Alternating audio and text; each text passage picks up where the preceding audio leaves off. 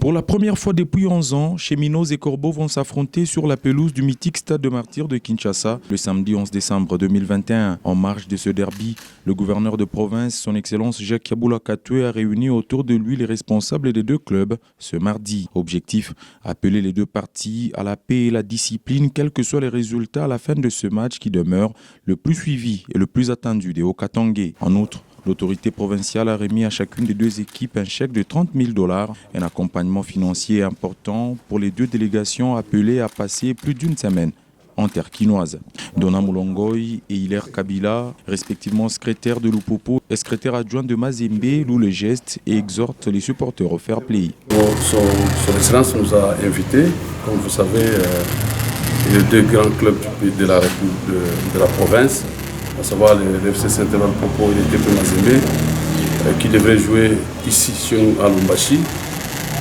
Ce match a été délocalisé par l'Arena Foot et on est obligé d'aller les jouer à Kinshasa.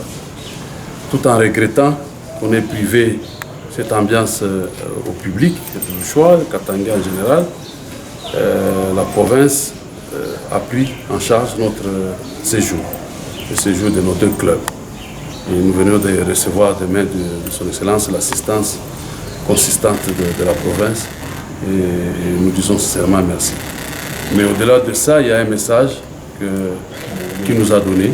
Il nous a donné une recommandation, c'est d'être discipliné parce que c'est l'image de la province que nous allons représenter dans une autre province. Et donc à cela, nous disons à nos fans qui vont souffrir et qui vont suivre les matchs à la télévision, d'avoir le même comportement avant, pendant et après le match. C'est une fête de la jeunesse, c'est pour 90 minutes et nous devons redevenir des amis comme nous l'avons toujours été. Et donc pour ce qui concerne le propos, nous disons à nos fanatiques, ceux qui auront à effectuer les déplacements, d'abord la plupart, nous leur disons que c'est inutile parce que le match va se jouer à huis clos, à Kinshasa, et donc ça ne sert à rien de beaucoup se bousculer pour venir et ne pas avoir accès au stade. Deuxièmement, c'est d'être calme.